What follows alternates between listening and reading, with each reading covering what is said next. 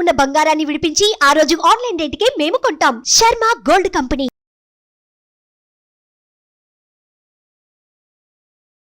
నమస్కారం, welcome to Suman TV. ఈ దశాబ్దంలోనే అతి ఎక్కువ నిడివి గల సూర్యగ్రహణం ఏర్పడబోతోంది. అది కూడా ఏప్రిల్ 8వ తారీఖున.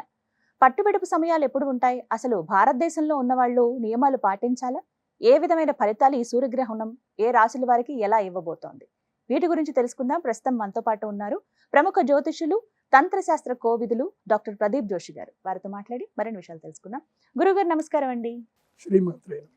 గురుగారు, ఏప్రిల్ 8వ తారీఖున అతిపెద్ద సూర్యగ్రహణం ఏర్పడబోతుందని విన్నాము. అంటే భారతదేశానికి ఉంటుందా ఉండదా? పట్టుబిడుపు సమయాలు ఏమిటి? అలాగే ఏ ఏ రాశుల వారికి ఎలా ఉండబోతోంది? ఈ వివరాలన్నీ తెలుసుకోవాలనుకుంటున్నాను. అచింత్య వ్యక్త రూపాయ నిర్గుణాయ గుణాత్మని సమస్త జగదాధార మూర్తయే బ్రహ్మణే నమః. ఇది సూర్య సిద్ధాంతంలో ఉండేటువంటి ప్రథమ మంగళాచరణ శ్లోకం. ఏమంటారు అంటే సమస్త జగదాధార మూర్తయే బ్రహ్మణే నమః అంటారు. సమస్త జగత్తుకి ఆధారం ఎవరు అంటే సూర్యుడే. ఆయన లేకపోతే మనం ఎవరం లేం. సూర్యుడు లేకపోతే గ్రావిటేషన్ లేదు, సూర్యుడు లేకపోతే ఇంకేం లేదు, ఇంకా మొత్తం అంతా కొలాప్సే. కాబట్టి మహాద్భుతమైన సూర్యమండలం నుంచి మన భూమికి రెగ్యులర్గా కిరణాలు అందుతున్నాయి కాబట్టి మనం అందరం బతుకుతున్నాం. ఈ భూమికి ప్రాణశక్తినిచ్చేది ఎవరు అంటే సూర్యుడే. ఈ సూర్యగ్రహణము యొక్క కిరణాలు రెగ్యులర్గా పడుతూ ఉంటాయి. అంటే ఒక యూనివర్సల్లో ఒక ప్రాసెస్ ఉంది. అంటే ఉదయం నుంచి సాయంత్రం వరకు సూర్యుడి కిరణాలు పడతాయి. ఇదంతా ఒక ప్రాసెస్. కానీ ఆల్ ఆఫ్ సడన్ గా స్ట్రక్ అయిపోతుంది. ఎన్ని గంటలు అంటే 5:30 గంటల సమయం, 5 గంటల 20 నిమిషాల సమయం పాటు ఈ యొక్క లార్జెస్ట్ సూర్యగ్రహణం, the centuries largest solar eclipse ఇది. ఈ సెంచరీలోనే లార్జెస్ట్ ఎక్కువ సమయం ఉన్నటువంటి సూర్యగ్రహణం ఇది. ఇది మనకి ఉగాదికి ముందే రావడం అనేది ఒక అరిష్టము. ఇది ప్రజలు తీవ్రంగా కొట్లాడుకుంటారు, తీవ్రంగా గొడవ పడతారు, యుద్ధ భీతి జరుగుతుంది. ఆ ప్రభావం సంవత్సరం మొత్తం ఉంటుంది. ఈ సంవత్సరం అంతా కూడా అడవులు తగలబడిపోతాయి, కెమికల్ ఫ్యాక్టరీస్ లో బ్లాస్టింగ్స్ ఎక్కువ జరుగుతాయి, మరణాలు ఎక్కువగా ఉంటాయి. సూర్యగ్రహణంకి జరిగితే, ఉగాదికి ముందు జరిగితే చాలా తీవ్రమైనటువంటి ప్రభావాలు ఉంటాయి. అయితే ఈ సూర్యగ్రహణం ఎక్కడ కనిపిస్తుంది అని అంటే మన భారతదేశంలో కనిపించదు. కాబట్టి అందరూ హాయిగా గుండెల మీద చేసుకోండి. ఇల్లు కడగాల్సిన పని లేదు. అందరికి ఉప్పు నీళ్లు పెట్టి ఇల్లు కడుక్కోవడము, తర్వాత ఆవకాయలలో దర్బలు వేయడాలు, అంటే ఇప్పుడు అక్కడ కనపడినప్పుడు ఇంకా మనం ఎలాంటి పాటించాల్సిన అవసరం లేదు. అందరూ మంచిగా పుష్టిగా భోజనాలు చేయొచ్చు, అందరూ హాయిగా తిరగొచ్చు, ఎవ్వరూ దేనికి భయపడాల్సిన అవసరం లేదు. ఈ సూర్యగ్రహణము మన భారతదేశంలో కనబడదు కాబట్టి మనకి వర్తించదు. అయితే గ్రహణము అనేటువంటిది పర్వకాలము. ఏంటి? పర్వకాలము. ఇది భూమండలంలో ఎక్కడ జరిగినా అది పర్వకాలమే, అది ముహూర్తం. ఎందుకోసం అంటే సూర్యగ్రహణం జరుగుతుంది. సూర్యగ్రహణం ఎవరికి జరుగుతుంది? భూమండల వాసులకే జరుగుతుంది కదా. మనం అందరం భూమి మీదే ఉన్నాం కదా. అంటే మనకు కనబడదు కాబట్టి మనకి గ్రహణ నియమాలు వర్తించవు. కానీ అది పర్వకాలం అంటే పుణ్యకాలం, అంటే లక్కీయెస్ట్ టైం. అది ఆ లక్కీయెస్ట్ టైం ని మనం యూటిలైజ్ చేసుకోవచ్చు. ఎందుకోసం అంటే గ్రహణ సమయములో జపము, దానము, తపము, పూజ, హోమములు ఇవి ఎవరు చేసుకున్నా వాళ్ళకి లాభం కలుగుతుంది. ఇప్పుడు నాకు జ్యోతిష్ శాస్త్రంలో కొంచెము పట్టు తక్కువైంది. ఎప్పుడు చిన్నప్పుడు నేను నేర్చుకునేటప్పుడు మా నాన్నగారు ఏం చెప్పారు, నీకు జ్యోతిష్ శాస్త్రంలో పట్టు తక్కువ కదా, ఈ యొక్క పరాశర హోరా శాస్త్రము నువ్వేం చెయ్యు, గ్రహణం రాబోతుంది, రాబోయేటువంటి చంద్రగ్రహణం వస్తుంది, అప్పుడు నువ్వు వెళ్ళి గోదావరి తీరంలో ఉండి ఇది పారాయణం చెయ్యు అని అన్నారు మా నాన్నగారు. మా నాన్నగారు చెప్పినట్టుగా నేను వెళ్ళి పరాశర హోరా శాస్త్రము గ్రహణ సమయంలో నేను పారాయణం చేశాను. ఇప్పుడు నాకు మొత్తం తెలుగు రాష్ట్రాల్లో మంచి నెంబర్ 1 పొజిషన్లో, కానీ ఇప్పుడు స్టార్ మాలో ప్రోగ్రామ్ కానివ్వండి, సుమన్ టీవీ వాళ్ళతో కానివ్వండి, ఇంత అనర్గళంగా మాట్లాడుతున్నాను అంటే ఆ రోజు, ఆ గ్రహణం రోజున నేను అమ్మవారి గురించి అక్కడ బృహత్పరావర శాస్త్రం పారాయణం చేశాను కాబట్టి, తర్వాత సూర్య సిద్ధాంత పారాయణం చేశాను, తర్వాత కంఠము వరకు నీళ్లలో ఉండి తపస్సు చేయాలి, కొన్ని జపాలు చేయాలి, అవి మేము చేశాం, చాలా వరకు చేశాను. ఆ సిద్ధి కలిగింది కాబట్టి వాళ్ళ విశుద్ధి చక్రం బాగుంది కాబట్టి నేను చెప్పేది మీరు అందరూ కూడా వినగలుగుతున్నారు.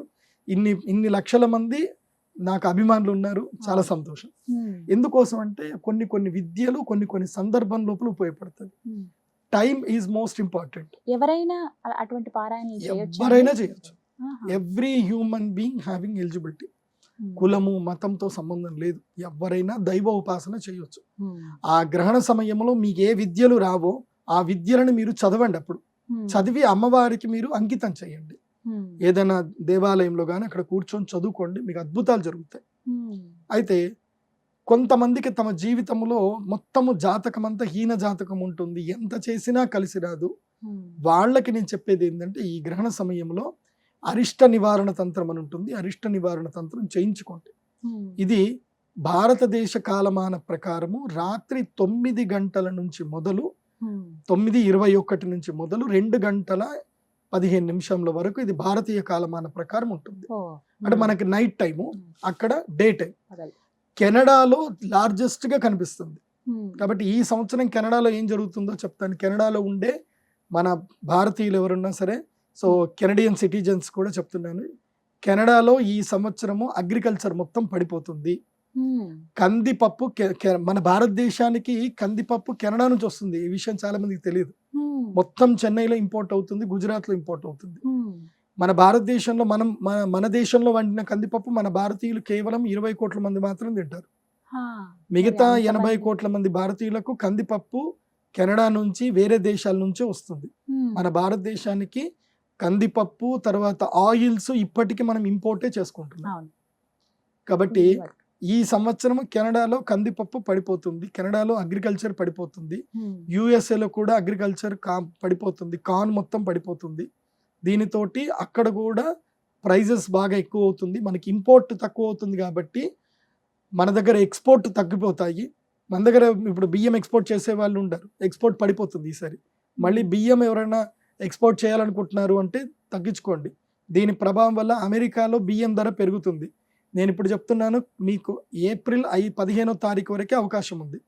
ఏప్రిల్ 15 లోపలనే బియ్యం కొని పెట్టుకోండి. ఏప్రిల్ 15 తర్వాత అమెరికాలో మళ్ళీ బియ్యం గురించి సూపర్ మార్కెట్ లో తిరగాల్సి వస్తుంది. కెనడాలో కూడా చెప్తున్నాను. కాబట్టి కొని పెట్టుకోండి. సో ఈ గ్రహణ ప్రభావం వల్ల వ్యవసాయం మీద ఎక్కువగా పడే అవకాశం ఉంటుంది, వర్షాలు తక్కువ అవుతాయి, గుర్తుపెట్టుకోండి. ఈ గ్రహణమైన వెంటనే మళ్ళీ ఏం జరుగుతుంది, ఏప్రిల్ 4వ తారీఖు అంటే ఈ గ్రహణానికి ముందు ఏప్రిల్ 4వ తారీఖు నుంచి ఈ శనిగ్రహము పూర్వ భాద్రపద నక్షత్రం లోపలికి ప్రవేశిస్తున్నాడు. అంటే తన సొంత నక్షత్రం లోపలికి ప్రవేశిస్తున్నాడు, తన సొంత రాశిలో తన సొంత నక్షత్రంలో ప్రవేశిస్తున్నాడు. దీనితోటి టొర్నడోస్ వస్తాయి, వాయువుతో కూడుకున్నటువంటి పీడలు కలుగుతాయి, అగ్నికి వాయువు కలుస్తుంది, అగ్ని ప్రమాదాలు ఏర్పడతాయి.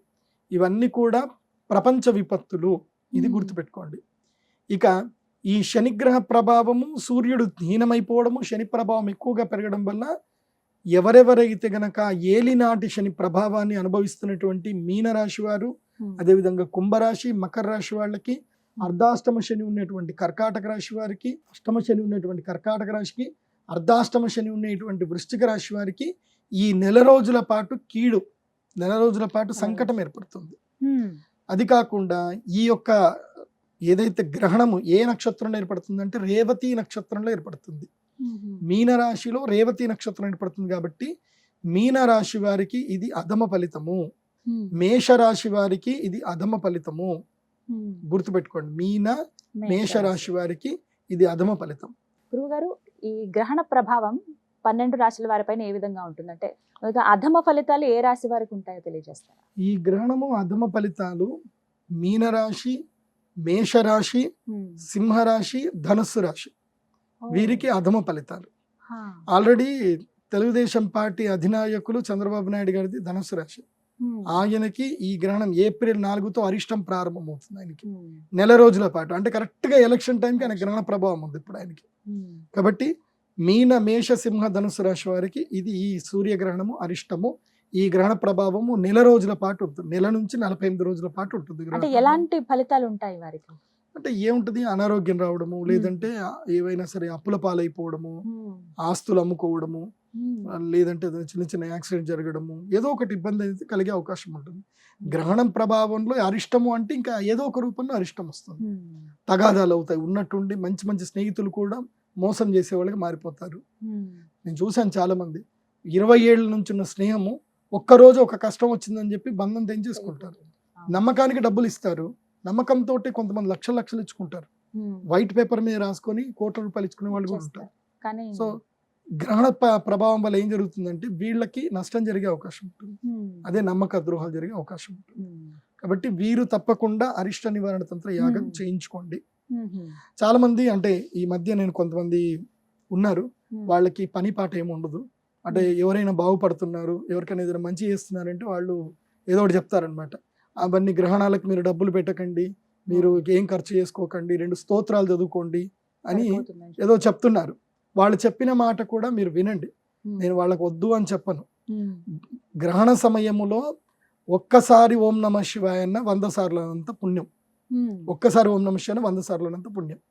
కాకపోతే కృష్ణుడు ఉన్నాడు, కృష్ణుడు ఎవరు? భగవంతుడే.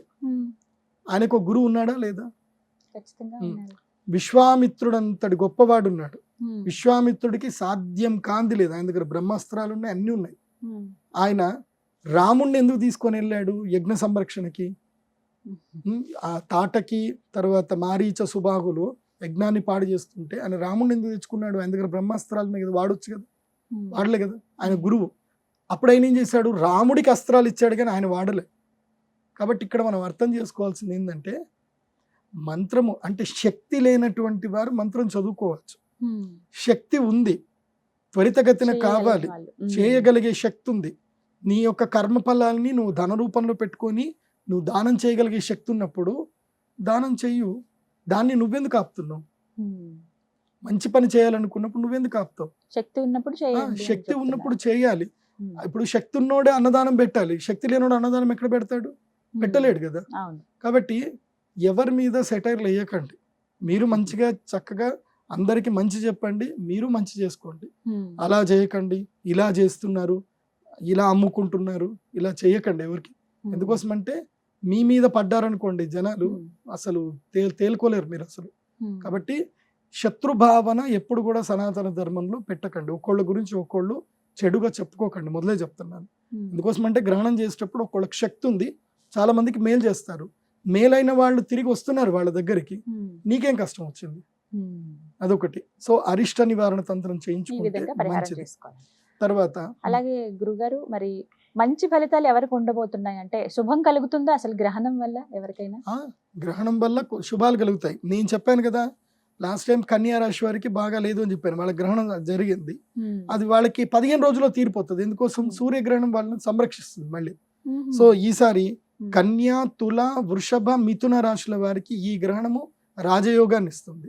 ఎవరికి? కన్యా, తుల, వృషభ, మిథున రాశి వారికి ఇది రాజయోగాన్ని ఇస్తుంది. మరి తెలుగు రాష్ట్రాల్లో భవిష్యత్తులో ముఖ్యమంత్రిగా పోటీ చేయబోతూ భవిష్యత్తులో ముఖ్యమంత్రి అవ్వాలని కోరుకున్నటువంటి వైఎస్ఆర్సీపీ నాయకుడు జగన్మోహన్ రెడ్డి గారిది ఏ రాశి అంటే మిథున రాశి. గ్రహణం తర్వాత ఆయనకి ఇంకా కలిసి వచ్చే అవకాశం ఉంది. ఆయనకి యాడ్ ఆన్ అవుతుంది, బికాజ్ ఈ గ్రహణ ప్రభావం చంద్రబాబు నాయుడు గారిని వీక్ చేస్తుంది, ఆయన్ని స్ట్రాంగ్ చేస్తుంది. అందుకే నేను ఒక పరిహారం చేసుకోమని చెప్పాను చంద్రబాబు నాయుడు గారికి. మీరు గ్రహణానికి లోపల ఈ పరిహారం చేసుకోలేకపోతే మాత్రం తీవ్రమైన ప్రభావం ఉంటుంది. ఎందుకోసం అంటే మిమ్మల్ని 53 రోజులు మీతో ఉన్నటువంటి వ్యక్తులు నాకు చెప్పారు, మీరు ఎలాంటి హీన పరిస్థితి అనుభవించారు, ఎంత బాధపడ్డారు, ఎలా ఉన్నారు అనే విషయం మొత్తం కూడా నాకు తెలుసు. కాబట్టి చెప్తున్నాను, మళ్ళీ ఆ పరిస్థితి మీకు రావద్దు అని నేను కోరుకుంటున్నాను. ఈ 4 రాశుల వారికి శుభంగా ఉంది. మరింత శుభ ఫలితాలు వీరు పొందాలంటే వీరేమైనా పరిహారం చేసుకోవాలండి? వీరు కూడా అరిష్ట నివారణ తంత్రం చేయించుకోవాలి. సింపుల్. శుభాలు మనకు కావాలంటే అరిష్టాలు దూరం అవ్వాలి, అరిష్టాలు దూరం అయితే ఆటోమేటిక్గా శుభం కలుగుతుంది. సో అరిష్ట నివారణ తంత్రం వీళ్ళు కూడా చేయించుకుంటే మంచిది. అయితే అమెరికా వాళ్ళు తప్పకుండా చేయించుకోండి. మొన్న ఆ మధ్య మేము చంద్రగ్రహణం గురించి చెప్పినప్పుడు చాలా మంది అమెరికా నుంచి ఫోన్ చేసి వాళ్ళందరూ వాళ్ళ గోత్రనామాలు చెప్పించుకున్నారు. చక్కగా వాళ్ళు కూడా అక్కడి నుంచి వాళ్ళ లైవ్ లో ఉండి యాగం చేయించుకున్నారు. సో అమెరికాలో ఉండే వాళ్ళందరూ యాగం చేయించుకోండి. భారతదేశంలో ఉండే వాళ్ళు కూడా ఇది పర్వకాలం కాబట్టి యాగం చేయించుకోండి. ఈ గ్రహణం మీద గురించి నేను ఏ భారతీయ వాసులకు నేను భయపెట్టట్లేదు. కోసం అంటే వాళ్ళు భయపెడుతున్నారు, మీరు భయపడుతున్నారు, మీరు భయపడకండి. అది రాత్రి సమయం కాబట్టి గర్భిణీ స్త్రీలు ఇంకా హాయిగా 6 గంటల 8 గంటల వరకు ఇంట్లో పడుకున్నారనుకోండి, తెల్లారి నిద్రలు ఇస్తారు ఇంకా.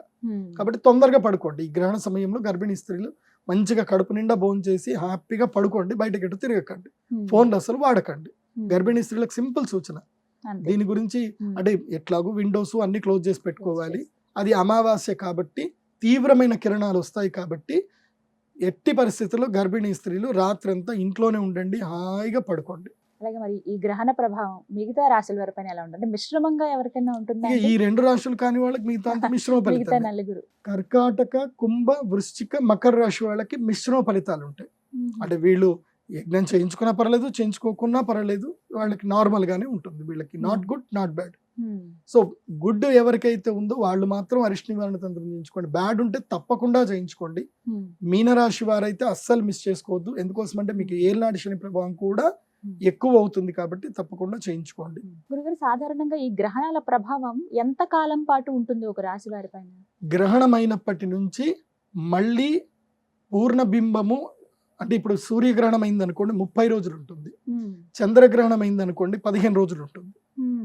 అది సో 30 రోజులు కన్ఫామ్ గా గ్రహణ ప్రభావం సూర్యగ్రహణం అయిన తర్వాత ఉంటుంది, లేదా 48 రోజుల వరకు అయితే ఉంటుంది. దాని తర్వాత మళ్ళీ నార్మల్, మళ్ళీ గోచార ఫలితాలు మళ్ళీ వర్తిస్తాయి. అప్పటి వరకు గోచార ఫలితాలు కూడా వర్తించవు, ఏవి వర్తించవు. గ్రహణం ఉన్నప్పుడు ఆ గ్రహణ ప్రభావమే అందరి మీద వర్తిస్తుంది. మొత్తం మీద ఈసారి ఏర్పడబోయేటువంటి అతిపెద్ద సూర్యగ్రహణం భారతదేశం పైన ఎలాంటి ఎఫెక్ట్ ఉండదు? అంటే మనం పట్టుబిడుపుల సమయాలే మనం పాటించాల్సిన అవసరం గ్రహణ లేదు. నియమాలు అక్కర్లేదు, ఎవరు భయపడాల్సిన అవసరం లేదు. 8వ తారీఖు ఏప్రిల్ 2024 రాత్రి 9 గంటల నుంచి తెల్లవారితే ఉగాది, 9వ తారీఖు తెల్లవారుజామున 2 గంటల వరకు ఈ గ్రహణం ఉంటుంది. మామూలుగా తెల్లవారితే 9వ తారీఖు మన అందరం కూడా ఏది ఉగాదికి సంబంధించిన పండుగ, పంచాంగ శ్రవణాలు అన్ని మనం నార్మల్ గా చేసుకోవచ్చు. కొంతమందికి డౌట్ ఉండొచ్చు, గ్రహణం ఉంది కదా ముందు రోజే ఏమైనా తెచ్చి పెట్టుకుంటే ఏమైనా కష్టం అంటే ఏం పర్లేదు. మన భారతదేశంలో ఏం లేకపోతే ముందు రోజులు అన్ని తెచ్చి పెట్టుకోండి, ఏం కాదు. మనం ఆ రోజున మళ్ళీ తెచ్చుకోవాలి, ఈ శ్రమ పడాల్సిన అవసరం లేదండి. అయితే ఒకటి ఏంటంటే కనుక ఈ గ్రహణ ప్రభావం మాత్రం రాశుల వారికి అందరికి ఉంటుంది. గ్రహణంలో ఈ పర్టికులర్ టైంలో మనం దేవాలయాలు మూయకూడదు, అన్నం తినకూడదు, గర్భిణీ స్త్రీలు జాగ్రత్త పడాలి, తర్వాత ఆహార పదార్థాల మీద దర్బలు వేసుకోవాలి, ఇల్లు కడుక్కోవాలి, ఈ నియమాలు వర్తించు. కానీ గ్రహణ ప్రభావం మాత్రం రాశుల వారికి మాత్రం వర్తిస్తుంది. అది ఎక్కడ జరిగినా భూలోకంలోనే కదా మనం ఉండేది. సో మనకి రాశుల వారికి మాత్రం మనకి అది వర్తిస్తుంది. అయితే అమెరికాలో ఉండేటువంటి వాళ్ళకి 100% వర్తిస్తుంది, మనకి 70% వర్తిస్తుంది. ఒకటి అందరూ గమనించండి. చక్కగా వివరించారండి. నమస్కారం. శ్రీమతి. సుమన్ టీవీలో మీ పర్సనల్ అండ్ బిజినెస్ ప్రమోషన్స్ కోసం కింది నెంబర్కి కాంటాక్ట్ చేయండి.